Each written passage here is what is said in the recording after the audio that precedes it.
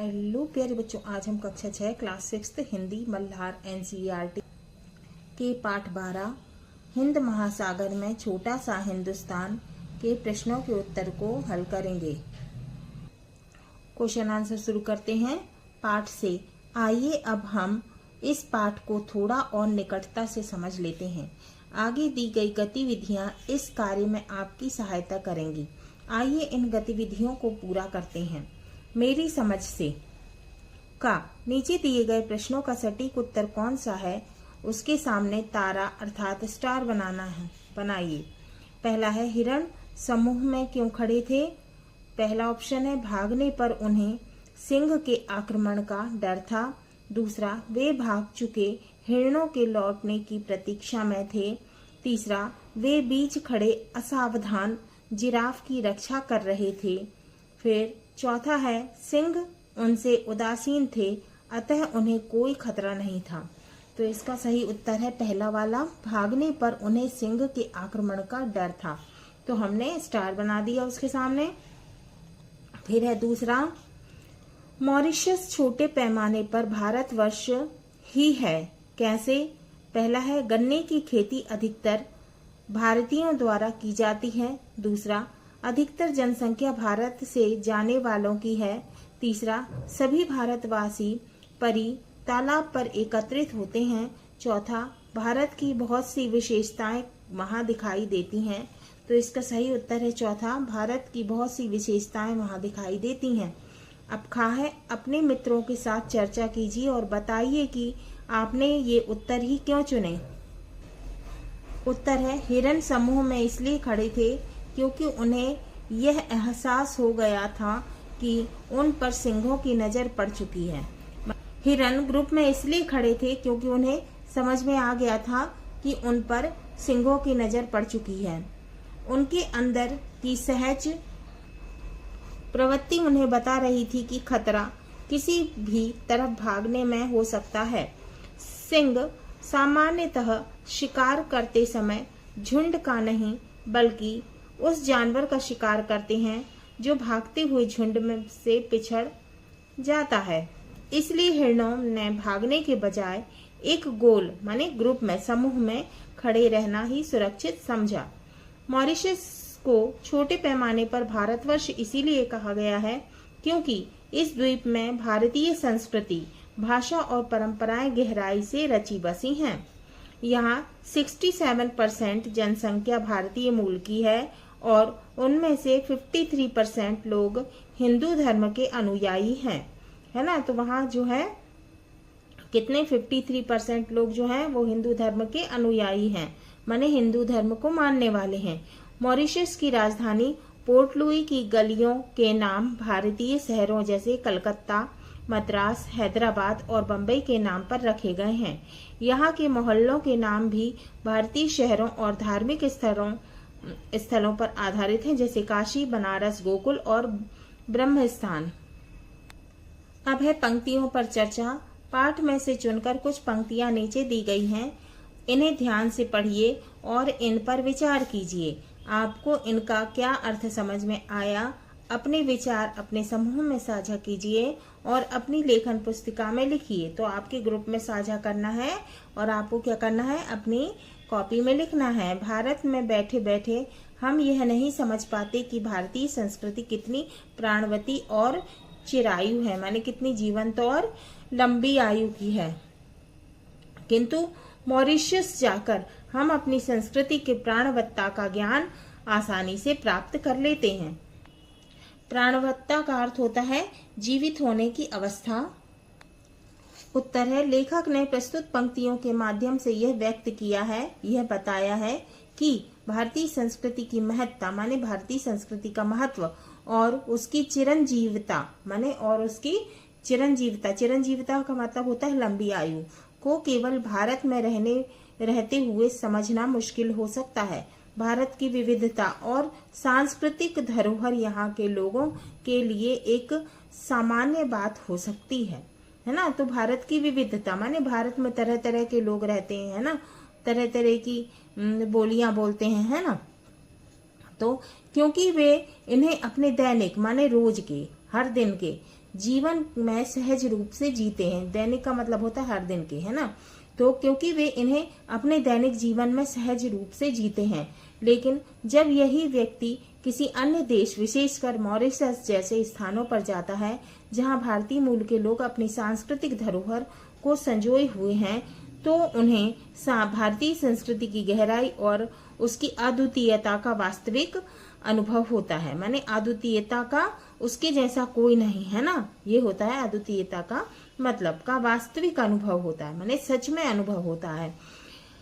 Mauritius में भारतीय मूल के लोग अपने धर्म, परंपराओं और रीति रिवाज को बहुत ही समर्पण और गर्व, माने प्राउड, है ना, भाव के साथ जीते हैं, जिससे वहां की संस्कृति भारतीय संस्कृति का एक जीवंत माने जीवित प्रतीक बन जाती है। ऐसे ही लेखक को एहसास होता है कि भारतीय संस्कृति सिर्फ एक जीवंत धरोहर नहीं है, बल्कि एक ऐसी प्राणवती शक्ति है जो समय और स्थान से परे है, जो किसी भी परिस्थिति में अपनी पहचान बनाए रखती है। मॉरिशस में भारतीयों के इस समर्पण को देखकर लेखक भारतीय संस्कृति की ताकत को नई दृष्टि से समझ पाता है। अब है सोच विचार के लिए। इस यात्रा वृत्तांत को एक बार फिर से पढ़िए और निम्नलिखित के बारे में पता लगाकर अपनी लेखन पुस्तिका में लिखिए। का नैरोबी का नेशनल पार्क चिड़ियाघर नहीं है। नेशनल पार्क और चिड़ियाघर में क्या अंतर है? तो उत्तर है नैरोबी का नेशनल पार्क चिड़ियाघर नहीं है। इस पंक्ति से लेखक को यह स्पष्ट करना चाहते हैं कि नैरोबी का नेशनल पार्क एक प्राकृतिक और खुला वन क्षेत्र है। वन क्षेत्र माने जंगल, है ना, जंगली, ना कि एक सीमित और संरक्षित चिड़ियाघर।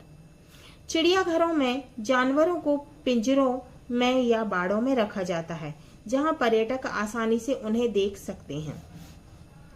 नेशनल पार्क एक बड़ा खुला प्राकृतिक क्षेत्र होता है, जहां जानवर स्वतंत्र रूप से अपने प्राकृतिक आवास में रहते हैं। आवास का मतलब होता है घर, है ना, जहाँ पे लोग रहते हैं उसको क्या कहते हैं? आवास, है ना। तो इसमें मानव हस्तक्षेप कम होता है, माने इसमें मनुष्य का दखल कम होता है। जबकि चिड़ियाघरों में जानवरों को सीमित बाड़ों या पिंजरों में रखा जाता है, जहां वे नियंत्रित और संरक्षित वातावरण में रहते हैं और पर्यटक उन्हें नजदीक से देख सकते हैं। खा है हम लोग पेड़ पौधे और खरपात से ही बदतर समझे गए। वे कौन थे जिन्होंने लेखक और अन्य लोगों को पेड़ पौधों और खरपात से भी बदतर समझ लिया था? उन्होंने ऐसा क्यों समझ लिया था? तो इसका उत्तर है लेखक और अन्य लोगों को पेड़ पौधों और खरपात से भी बदतर समझने वाले शेर थे, है ना। नैरोबी के नेशनल पार्क में शेर आराम कर रहे थे और उन्होंने वहां खड़ी मोटरों और उनके अंदर बैठे लोगों की ओर बिल्कुल भी ध्यान नहीं दिया।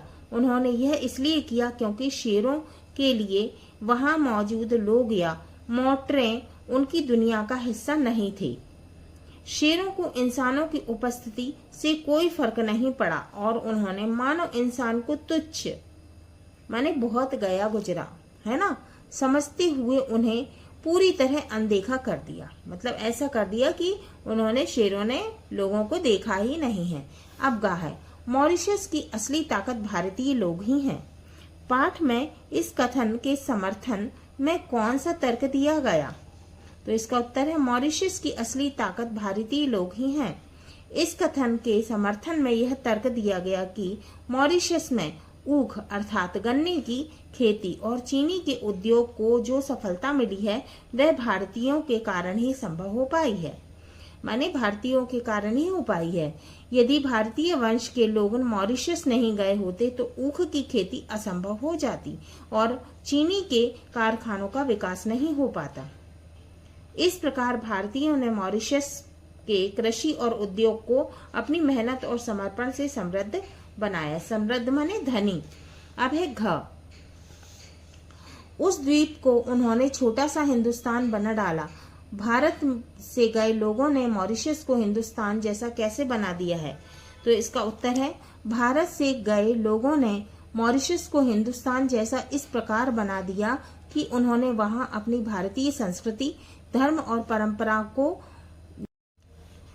परंपराओं को बनाए रखा। उन्होंने अत्याचार और प्रलोभनों माने लालच को सहकर वहां अपना धर्म नहीं छोड़ा और मॉरिशस के प्रत्येक गांव में शिवालय माने भगवान शंकर का मंदिर है और मंदिर बनाए गए।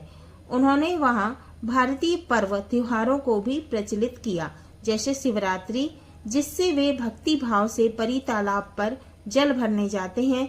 मॉरिशस में हिंदी, भोजपुरी और भारतीय रीति रिवाजों को अपनाकर उन्होंने मॉरिशस को एक छोटा सा हिंदुस्तान बना दिया। अब है मिलकर करें मिलान। पाठ में से कुछ शब्द चुनकर स्तंभ 1 में दिए गए हैं, उनसे संबंधित वाक्य स्तंभ 2 में दिए गए हैं। अपने समूह में इन पर चर्चा कीजिए और रेखा खींचकर शब्दों का मिलान उपर्युक्त वाक्यों में कीजिए।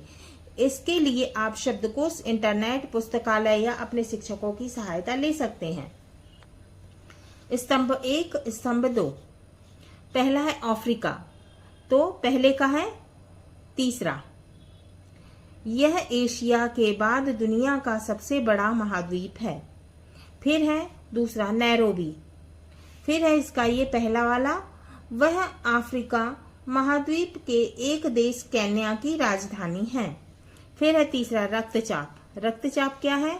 यह रक्त वाहिनियों अर्थात नसों में बहते रक्त द्वारा उनकी दीवारों पर डाले गए दबाव का नाम है। फिर है चौथा BOAC। अब BOAC क्या है? BOAC है छठवां, यह ब्रिटिश ओवरसीज एयरवेज कॉरपोरेशन नाम का छोटा रूप है। यह एक बहुत पुरानी विदेशी विमान कंपनी थी। अब है पांचवा भूमध्य रेखा। भूमध्य रेखा क्या है? इसका है सातवां, यह पृथ्वी के चारों ओर एक काल्पनिक वृत्त है जो पृथ्वी को 2 भागों में बांटता है, उत्तरी भाग और दक्षिणी भाग। फिर है तुलसीदास। तुलसीदास इसका है दूसरा, यह श्री राम के जीवन पर आधारित अमर ग्रंथ रामचरितमानस लिखने वाले कवि का नाम है। फिर है आठवां क्रेओल। क्रेओल इसका है पांचवा, यह 2 भाषाओं के मिलने से बनी नई भाषा का नाम है। फिर है कांवर। कांवर क्या होता है? यह बांस का एक मजबूत डंडा होता है जिसे कांवर या बहंगी भी कहा जाता है, जिसके दोनों सिरों पर बंधी हुई 2 टोकरियों या छींकों में यात्री गंगा जल या अन्य वस्तुएं भरकर ले जाते हैं। अब है यात्रा वृत्तांत की रचना। मतलब यात्रा वृत्तांत माने यात्रा यानी यात्रा के बारे में की गई रचना है ना। इतने में कोई मील भर की दूरी पर हिरणों का एक झुंड दिखाई पड़ा। अब 2 जवान सिंह उठे और 2 और को चल दिए। एक तो थोड़ा सा आगे बढ़कर एक जगह बैठ गया, लेकिन दूसरा घास के बीच छिपता हुआ मोर्चे पर आगे बढ़ने लगा। इन वाक्यों को पढ़कर ऐसे लगता है मानो हम लेखक की आंखों में स्वयं वह दृश्य देख रहे हैं, मानो हम स्वयं भी उस स्थान की यात्रा कर रहे थे जहां का वर्णन लेखक ने किया है। यह इस यात्रा वृत्तांत की एक महत्वपूर्ण विशेषता है। यदि आप इस यात्रा वृत्तांत को थोड़ा और ध्यान से पढ़ेंगे तो आपको और भी बहुत सी विशेषताएं पता चलेंगी। इस पाठ को एक बार फिर से पढ़िए और इसकी रचना पर ध्यान दीजिए। आपको जो विशेष बातें दिखाई दे उन्हें आपस में साझा कीजिए और लिख लीजिए। जैसे लेखक ने बताया कि वह एक स्थान से दूसरे स्थान तक कैसे और कब पहुंचा। उत्तर है, लेखक ने अपने यात्रा वृत्तांत में एक जीवंत और चित्रात्मक वर्णन प्रस्तुत किया है जो पाठकों और घटनाओं को और स्थलों का अनुभव कराता है। पाठकों मीन्स पढ़ने वाले, है ना, और घटनाओं और स्थलों का माने जगहों का अनुभव कराता है। पहले उन्होंने दिल्ली से 15 जुलाई को मुंबई से 16 जुलाई को और नैरोबी से 17 जुलाई को मॉरिशस की यात्रा की योजना बनाई। नैरोबी में 1 रात और 2 दिन ठहरने का अवसर मिलने पर लेखक ने वहां के नेशनल पार्क का भ्रमण किया, मतलब नेशनल पार्क घूमे। नेशनल पार्क की विशेषता बताते हुए लेखक ने यह स्पष्ट किया कि यह एक चिड़ियाघर नहीं है, बल्कि एक विशाल माने बहुत बड़ा जंगल है, जिसमें घास अधिक और पेड़ कम है। लेखक ने वन्य जीवन का विवरण देते हुए बताया कि सिंहों ने पर्यटकों की गाड़ियों को, उनके आसपास के वातावरण को नजरअंदाज किया।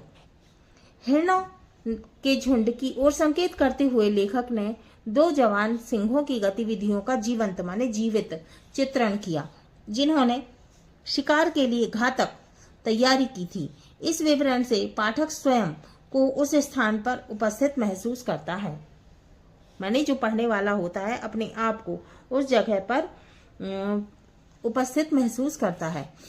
लेखक ने यात्रा की शुरुआत में स्थलों की विशेषता और वन्य जीवन की गतिविधियों का सजीव चित्रण करते हुए पाठकों को अपनी यात्रा के दौरान हुए अनुभवों को साझा किया है, माने बांटा है। उनके वर्णन की गहराई और विस्तार पाठकों को यात्रा का स्वयं अनुभव कराने में सहायता करती है, जैसे वे स्वयं ही यात्रा कर रहे हैं। अब है अनुमान या कल्पना से। अपने समूह में मिलकर चर्चा कीजिए।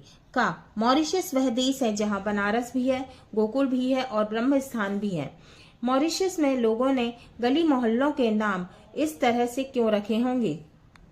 तो इसका उत्तर है, मॉरिशस में गली मोहल्लों के नाम जैसे बनारस, गोकुल और ब्रह्म स्थान रखना भारतीय समुदाय की सांस्कृतिक और धार्मिक जड़ों को दर्शाता है, माने बताता है। जब भारतीय अपने पूर्वजों की मातृभूमि से मॉरिशस जैसे दूरस्थ माने दूर जगह द्वीप पर गए, तो उन्होंने अपनी पहचान और संस्कृति को वहां भी बनाए रखा। इस प्रकार ये नाम मॉरिशस में भारतीय संस्कृति की गहरी जड़ों को प्रतिबिंबित करते हैं और वहां के हिंदू समुदाय की धार्मिक आस्थाओं और सांस्कृतिक परंपराओं की पहचान को प्रकट करते हैं। इन नामों को रखने से भारतीय समुदाय ने अपने पारंपरिक धार्मिक स्थलों और सांस्कृतिक धरोहर की महत्ता को बनाए रखने का प्रयास किया है। महत्ता माने महत्व। बनारस, गोकुल और ब्रह्म स्थान जैसे नाम न केवल उनकी धार्मिक आस्थाओं को व्यक्त करते हैं, माने बताते हैं, बल्कि उनके पूर्वजों की सांस्कृतिक धरोहर को भी सम्मानित करते हैं। इस प्रकार मॉरिशस में इन नामों का उपयोग सांस्कृतिक एकता और पहचान को मजबूती प्रदान करता है।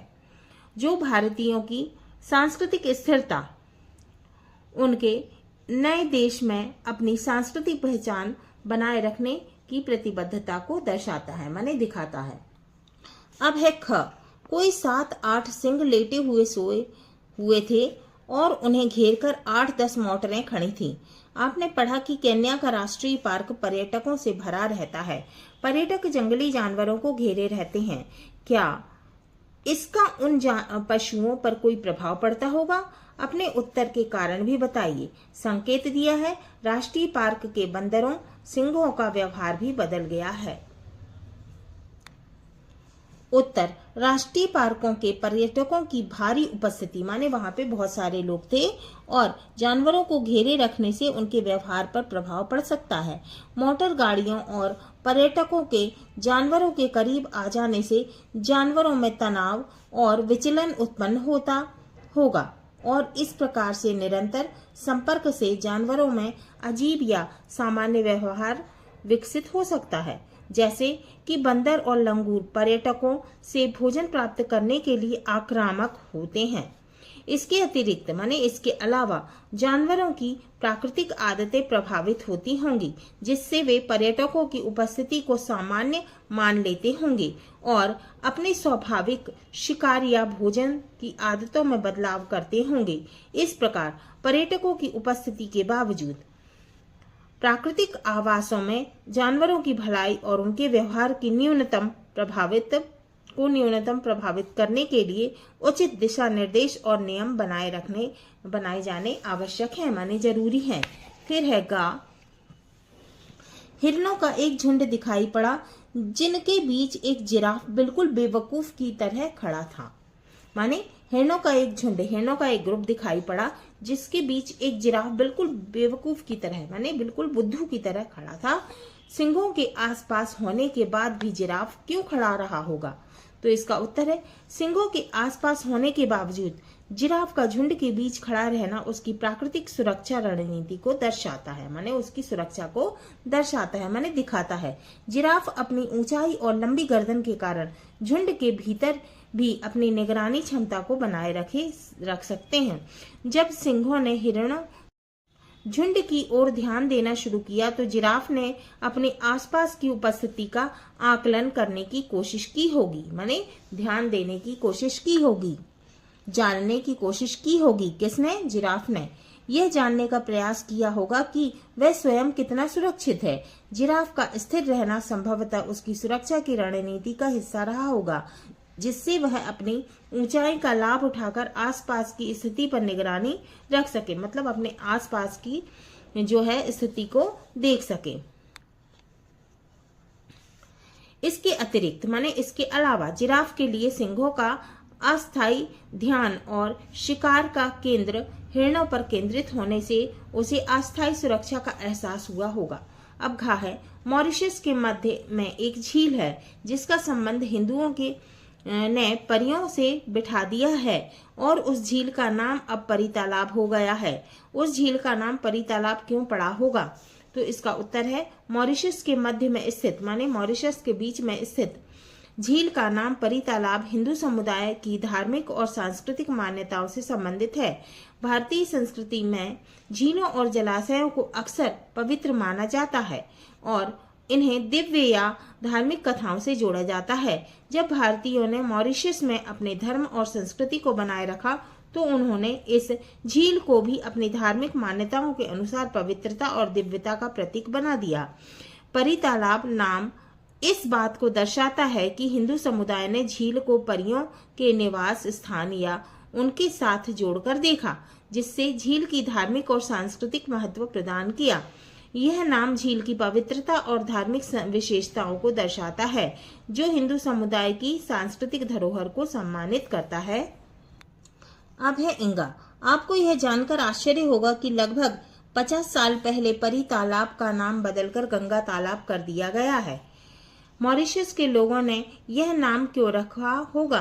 तो इसका उत्तर है, मॉरिशस के लोगों द्वारा परी तालाब का नाम बदलकर गंगा तालाब रखे जाने का निर्णय भारतीय धार्मिक और सांस्कृतिक मान्यताओं के अनुरूप हो सकता है, मतलब भारतीय धार्मिक संस्कृति के अनुसार हो सकता है। गंगा नदी भारतीय संस्कृति में अत्यधिक पवित्र मानी जाती है और उसे देवी के रूप में पूजा जाता है। तो गंगा नदी को देवी के रूप में पूजा जाता है और उसे कैसा माना जाता है? पवित्र माना जाता है। इस प्रकार गंगा तालाब नाम देकर झील को भारतीय धार्मिकता और पवित्रता से जोड़ा गया और हिंदू समुदाय के लिए एक महत्वपूर्ण सांस्कृतिक प्रतीक है। नाम बदलने के इस निर्णय से यह स्पष्ट होता है कि मॉरिशस के हिंदू समुदाय ने अपनी सांस्कृतिक पहचान और धार्मिक आस्थाओं को बनाए रखने की कोशिश की। गंगा तालाब नाम झील की धार्मिक महत्ता को बढ़ाता है और स्थानीय लोगों के धार्मिक आदर्शों के प्रति उनकी श्रद्धा को दर्शाता है, माने बताता है। यह नाम भारतीय संस्कृति की गहरी जड़ों और धार्मिक मान्यताओं को सम्मानित करने का एक तरीका है। अब है शब्दों की बात। नीचे शब्दों से जुड़ी कुछ गतिविधियां दी गई हैं। इन्हें करने के लिए आप शब्दकोश पुस्तकालय अपने शिक्षकों और साथियों की सहायता भी ले सकते हैं, माने आपने फ्रेंड्स की सहायता भी ले सकते हैं या फिर शब्दकोश पुस्तकालय माने लाइब्रेरी में भी जा सकते हैं। ठीक है। अब संज्ञा के स्थान पर का हिरणों ने ताड़ लिया कि उन पर सिंहों की नजर पड़ रही है, माने हिरणों ने समझ लिया कि उन पर सिंहों की नजर पड़ रही है, शेरों की नजर पड़ रही है, अतः वे चरना भूलकर चौकन्ने हो उठे। इन पंक्तियों में रेखांकित स्थानों शब्दों पर ध्यान दीजिए, है ना। ये रेखांकित, इनके नीचे जो है लाइन खींची हुई है। इन वाक्यों में से शब्द कितने लिए उपयोग, किन के लिए, है ना। ये मिसप्रिंट है, क्या लिखा है? किन के लिए उपयोग किए गए हैं। ये शब्द हिरणों के लिए उपयोग में लाए गए हैं। आप जानते ही हैं कि हिरण यहाँ एक संज्ञा शब्द है। जो शब्द संज्ञा के स्थान पर उपयोग में लाए जाते हैं उन्हें क्या कहते हैं? सर्वनाम कहते हैं। अब नीचे दिए गए वाक्यों में सर्वनाम शब्दों को पहचानिए और उनके नीचे रेखा खींचिए। पहला है, हाँ बच्चे हाफ पैंट पहन सकते हैं, लेकिन गांधी टोपी उस दिन उन्हें भी पहननी पड़ती है। तो उत्तर है पहले का, हाँ बच्चे हाफ पैंट पहन सकते हैं, लेकिन गांधी टोपी उस क्या है, सर्वनाम है ना। तो इसके नीचे हमने क्या कर दिए, लाइन खींच दी है, उस दिन उन्हें भी पहननी पड़ती है ना। तो उन्हें भी क्या है, सर्वनाम, तो उन्हें के नीचे भी हमने लाइन खींच दी है। ठीक है। अब है दूसरा, भारतीयों ने अत्याचार तो सहे लेकिन प्रलोभनों को ठुकरा दिया। माने भारतीयों ने अत्याचार तो सहे लेकिन लालच को ठुकरा दिया। वे अपने धर्म पर डटे रहे और जिस द्वीप में भगवान ने उन्हें भेज दिया था उस द्वीप को उन्होंने छोटा सा हिंदुस्तान बना डाला। अब इसका दूसरे का उत्तर है, भारतीयों ने अत्याचार तो सहे लेकिन प्रलोभनों को ठुकरा दिया। वे क्या है, सर्वनाम है, तो नीचे लाइन खींच दी। अपने धर्म पर डटे रहे और जिस द्वीप में भगवान ने उन्हें क्या है, सर्वनाम, तो उसके नीचे लाइन खींच दी। भेज दिया गया था उस द्वीप को उन्हें के नीचे लाइन खींच दी, क्योंकि ये सर्वनाम है। छोटा सा हिंदुस्तान बना डाला। अब है खा, ऊपर दिए गए दोनों वाक्यों को सर्वनाम की जगह संज्ञा शब्द लगाकर लिखिए। उत्तर है पहला, हाँ बच्चे हाफ पैंट पहन सकते हैं, लेकिन गांधी टोपी उस दिन बच्चों को भी पहननी पड़ती है। दूसरा है, भारतीयों ने अत्याचार तो सहे लेकिन प्रलोभनों को ठुकरा दिया। भारतीय अपने धर्म पर डटे रहे और जिन द्वीप में भगवान ने भारतीयों को भेज दिया था उस द्वीप को भारतीयों ने छोटा सा हिंदुस्तान बना डाला। अब यहाँ है बच्चों, ये क्या है, संज्ञा, और भारतीयों संज्ञा। ठीक है। अब है पाठ से आगे अपनी बात का, वहां जो कुछ देखा वह जन्म भर कभी नहीं भूलेगा। क्या आपने कभी ऐसा कुछ देखा, सुना या पढ़ा है जिसके बारे में आपको लगता है कि आप उसे कभी नहीं भूल सकेंगे? उसके बारे में अपने समूह में बताइए। तो इसका उत्तर है हाँ, मैंने ऐसा अनुभव किया है जिसे मैं कभी नहीं भूलूंगा। एक बार मैं अपने परिवार के साथ जंगल सफारी पर गया था। वहां हमने बाघ को बहुत करीब से देखा, माने बहुत पास से देखा। वह बाघ धीरे धीरे हमारी जीप के पास से गुजर रहा था। तो वह बाघ जो था वो धीरे धीरे हमारी जीप के पास में से जा रहा था। वह बहुत बड़ा और ताकतवर लग रहा था और उसकी आंखें चमक रही थी। उस समय सब कुछ बहुत शांत था और हम सबने सांसें रोक रखी थी ताकि बाघ को हमारा आभास न हो जाए। यह नजारा देखकर मैं बहुत रोमांचित हो गया। मतलब आभास माने पता न लग जाए, है ना। क्या है, आभास ना हो जाए माने पता न लग जाए। आभास माने पता लगना। का नजारा देखकर मैं बहुत रोमांचित हो गया और मुझे थोड़ा डर भी लग रहा था। वह पल इतना खास था कि मैं उसे जीवन भर नहीं भूल सकता। अब है खा, हमें अफ्रीका के शेरों से मुलाकात कर लेनी चाहिए। मुलाकात शब्द का अर्थ है मिलना, लेकिन यहाँ मुलाकात शब्द का भाव है शेर को पास से देखना। इसके लिए अपनी आंखों से देखना, सजीव देखना, भेंट करना माने मिलना, इसका भी अर्थ होता है। भेंट करना माने मिलना आदि शब्दों का प्रयोग भी किया जाता है। अपनी बात को और अधिक सुंदर और अनोखा रूप देने के लिए शब्दों के इस प्रकार के प्रयोग किए जाते हैं। आपने अब तक किन किन पशु पक्षियों से मुलाकात की है? वह मुलाकात कहाँ हुई थी, बताइए। तो इसका उत्तर है, मैंने अब तक कई पशु पक्षियों से मुलाकात की है और ये मुलाकातें मेरे लिए बहुत खास हैं। एक बार मैं अपने परिवार के साथ चिड़ियाघर गया था, जहां मैंने बाघ, शेर और हाथी को सजीव देखा। शेर को इतने करीब से देखा, मैंने शेर को इतने पास से देखा, मैं रोमांचित हो गया क्योंकि वह बहुत ही ताकतवर और डरावने दिखाई दे रहे थे। बाघ भी अपनी खूबसूरत धारियों और शान से चलता हुआ बहुत शानदार लग रहा था। इसके अतिरिक्त माने इसके अलावा मैं एक बार पक्षी विहार भी गया था, जहां मैंने अलग अलग प्रजातियों के रंग बिरंगे तोते, मोर और बगलों को अपनी आंखों से देखा था। मोर का नाचना और तोते का बात करना मुझे बहुत अच्छा लगा। ये सभी मुलाकातें चिड़ियाघर और पक्षी विहार में हुई।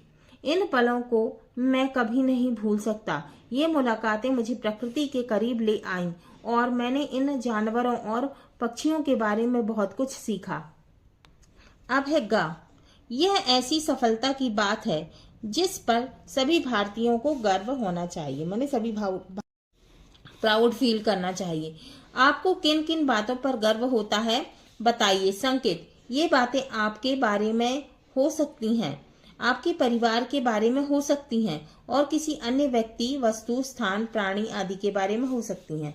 उत्तर, मुझे कई बातों पर गर्व होता है। जैसे पहला, सबसे पहले मुझे अपने परिवार पर गर्व है। मेरे माता पिता मुझे हमेशा सही रास्ता दिखाते हैं और मेरी पढ़ाई में मेरी सहायता करते हैं। वे बहुत मेहनती और दयालु हैं। मैं उनकी इन बातों पर गर्व महसूस करता हूँ। दूसरा, मुझे अपने स्कूल पर भी गर्व है। मेरे स्कूल में अच्छे शिक्षक हैं, अच्छे टीचर हैं जो नई नई बातें सिखाते हैं।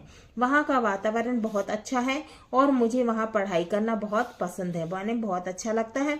तीसरा, इसके अतिरिक्त मुझे अपने देश भारत पर भी प्राउड है, गर्व है। हमारे देश की संस्कृति, त्योहार और विविधता माने तरह तरह के लोग, धार्मिक मान्यताएं है ना, और अलग अलग तरह की जातियां है ना, बहुत खास हैं। हम हर तरह के त्योहार मनाते हैं और हर राज्य की अपनी अलग भाषा, भोजन और परंपराएं हैं।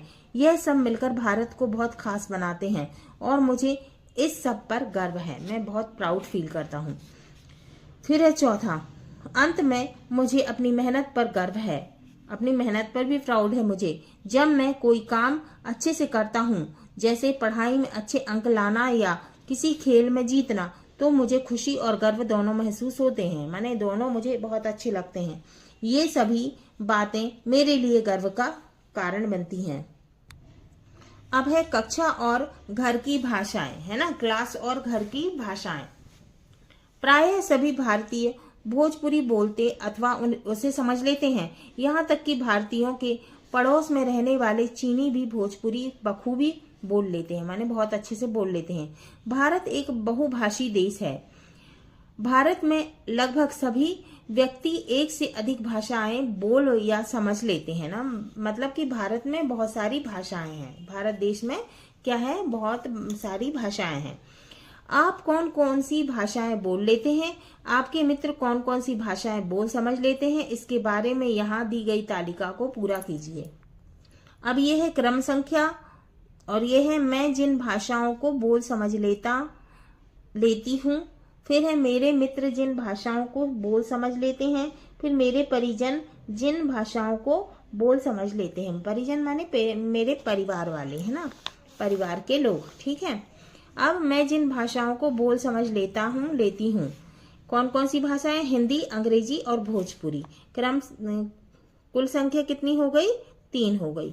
फिर मेरे मित्र जिन भाषाओं को बोल समझ लेते हैं, हिंदी, अंग्रेजी, भोजपुरी, पंजाबी, मराठी और गुजराती, तो कुल संख्या कितनी हो गई, 6 हो गई, ठीक है। फिर है मेरे परिजन माने मेरे अपने परिवार के लोग जिन भाषाओं को बोल समझ लेते हैं, हिंदी, अंग्रेजी, भोजपुरी, पंजाबी, मराठी और अवधी, तो कितने हो गए, 6, है ना। कुल संख्या कितनी हो गई, 6। संकेत, इस तालिका को पूरा करने के लिए आपको अपने मित्रों और परिजनों से पूछताछ करनी होगी। अपने भाषाओं के नाम लिखने के बाद मैं उन नामों को गिनकर उनकी कुल संख्या लिखना है, जो कि हमने यहाँ लिख दी, ठीक है।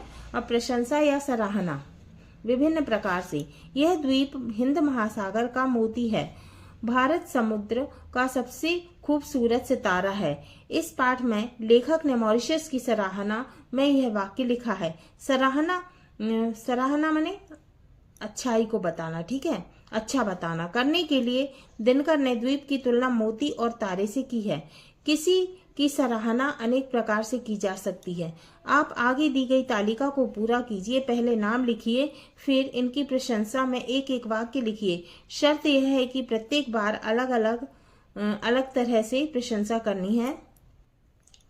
सराहना की तालिका स्वयं माने मैं खुद, नाम प्रशंसा या सराहना के वाक्य, परिजन माने अपने घर के लोग, शिक्षक टीचर, मित्र दोस्त, पशु स्थान सब्जी पेड़।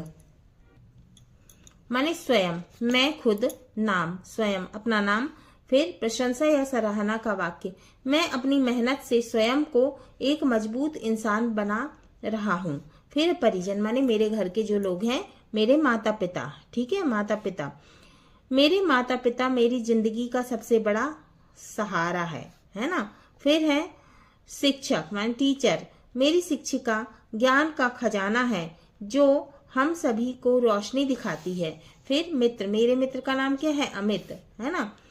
मेरा मित्र अमित मेरे जीवन का सबसे अच्छा मित्र है। फिर है पशु, पशु कौन सा है, कुत्ता, हमारा कुत्ता हमारे परिवार का सबसे वफादार साथी है जो हमेशा खुशियां लाता है। फिर स्थान माने जगह, पहाड़, हमारे गांव का पहाड़ धरती का वह मुकुट है जो प्रकृति की सुंदरता को सजाता है। फिर है सब्जी, सब्जी कौन सी अच्छी लगती है, गाजर, नाम है ना गाजर, गाजर सेहत का खजाना है जो हर खाने को रंगीन और पौष्टिक बनाती है। पेड़, नीम का पेड़, नीम का पेड़ धरती का डॉक्टर है जो हमें स्वच्छ और ताजी हवा देता है। अब है चित्रात्मक सूचना, इन्फोग्राफिक्स। नीचे दिए गए चित्र को देखिए, इसमें चित्रों के साथ साथ बहुत कम शब्दों में कुछ जानकारियां दी गई हैं। इसे चित्रात्मक सूचना कहते हैं। जैसे ये चित्र दिया हुआ है ना, अब इसमें लिखा है साल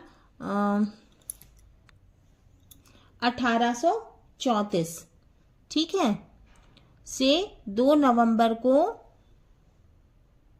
एटलस नाम का जहाज भारतीय मजदूरों को लेकर मॉरिशस पहुंचा था, जिसे वहां पर अप्रवासी दिवस, इंडियन अराइवल डे के रूप में मनाया जाता है। जब मॉरिशस में गूंजा जय हिंद, ठीक है। तो देखो यहाँ पर जो है कुछ लोग दिख रहे हैं, यहाँ पे झंडा दिख रहा है ना, और यहाँ पे भी एक व्यक्ति दिख रहे हैं ना, और यहाँ पे कुछ लिखा हुआ है। अब कहा है इस चित्रात्मक सूचना के आधार पर मॉरिशस के बारे में एक अनुच्छेद लिखिए। तो इसका उत्तर है मॉरिशस में भारतीय आगमन दिवस 2 नवंबर 1834 को मनाया जाता है, जब एटलस नामक जहाज भारतीय मजदूरों को लेकर द्वीप पर पहुंचा था। इन मजदूरों को ब्रिटिश शासकों द्वारा गन्ने की खेती के काम करने के लिए लाया गया था, जो आज मॉरिशस की आबादी का लगभग 68% 68% हिस्सा भारतीय मूल के लोगों का है। इनमें से अधिकांश बिहार से थे, लेकिन तमिल, तेलुगु और मराठी समुदाय के लोग भी यहाँ बड़ी संख्या में रहते हैं। भारतीय संस्कृति का मॉरिशस के संगीत, फिल्म और राजनीति पर गहरा प्रभाव पड़ा है। देश के पहले प्रधानमंत्री सर शिव सागुर रामगुलाम भारतीय मूल के थे, है ना। तो ये आपको चित्र में दिख रहे हैं ना प्रधानमंत्री, इनका नाम क्या है, सर शिव सागुर रामगुलाम, ठीक है, और ये भारतीय मूल के व्यक्ति थे। अब है पत्र। यहाँ दिनकर का लिखा एक पत्र दिया जा रहा है, इसे पढ़िए और प्रश्नों के उत्तर लिखिए। पत्र पढ़कर नीचे दिए गए प्रश्नों के उत्तर अपने समूह में मिलकर खोजिए। पत्र दिया है नई दिल्ली 8/7/67, मान्यवर चतुर्वेदी जी। आपका कृपा पत्र मिला। मेरा स्वास्थ्य इधर बहुत गिर गया है और संयम के बावजूद तेजी से सुधर नहीं रहा है। मेरा चित्त अभी भी दबा हुआ है। ऐसी अवस्था में मैंने 2 सप्ताह के लिए मॉरिशस जाना स्वीकार। चित्त का मतलब होता है मन, है ना। 15 जुलाई को प्रस्थान करना है, माने प्रस्थान करना है माने जाना है। लौटना शायद 5 अगस्त तक हो। आपके आशीर्वाद की कामना करता हूं। आपका दिनकर। सफदरजंग लेन, नई दिल्ली। अब का पत्र किसने लिखा है? तो उत्तर है पत्र रामधारी सिंह दिनकर ने लिखा है। ख, पत्र किसे लिखा गया है? उत्तर पत्र चतुर्वेदी जी को लिखा गया है। ग, पत्र किस तिथि को लिखा गया है? उत्तर है पत्र 8 जुलाई 1967 8/7/67 को लिखा गया है। घ, पत्र किस स्थान से लिखा गया है? उत्तर पत्र नई दिल्ली से लिखा गया है। इंगा, पत्र पाने वाले के नाम से पहले किस शब्द का प्रयोग किया गया है? तो इसका उत्तर है पत्र पाने वाले के नाम से पहले मान्यवर शब्द का प्रयोग किया गया है। अब च, पत्र लेखक ने अपने नाम से पहले अपने लिए क्या शब्द लिखा है? उत्तर पत्र लेखक ने अपने नाम से पहले आपका शब्द लिखा है। उलझन सुलझाओ। क, जहाज नैरोबी से 4 बजे शाम को उड़ा और 5 घंटों की निरंतर उड़ान के बाद जब वह मॉरिशस पहुंचा तब वहां रात के लगभग 10 बज रहे थे। जहाज नैरोबी से शाम 4 बजे उड़ा तो उसे 5 घंटों की उड़ान के बाद रात 9 बजे मॉरिशस पहुंचना चाहिए था, लेकिन वह पहुंचा लगभग 10 बजे। क्यों? आप इसका कारण पता करने के लिए अपने शिक्षकों या इंटरनेट की सहायता ले सकते हैं। इसका उत्तर है जहाज नैरोबी से शाम 4 बजे उड़ा और 5 घंटों की निरंतर माने लगातार उड़ान के बाद रात 10 बजे मॉरिशस पहुंचा, जबकि उसे 9 बजे पहुंच जाना चाहिए था। ऐसा इसलिए हुआ क्योंकि मॉरिशस और नैरोबी के बीच समय का अंतर है। नैरोबी अर्थात केन्या पूर्वी अफ्रीका समय ईस्ट अफ्रीका टाइम क्षेत्र में है, जबकि मॉरिशस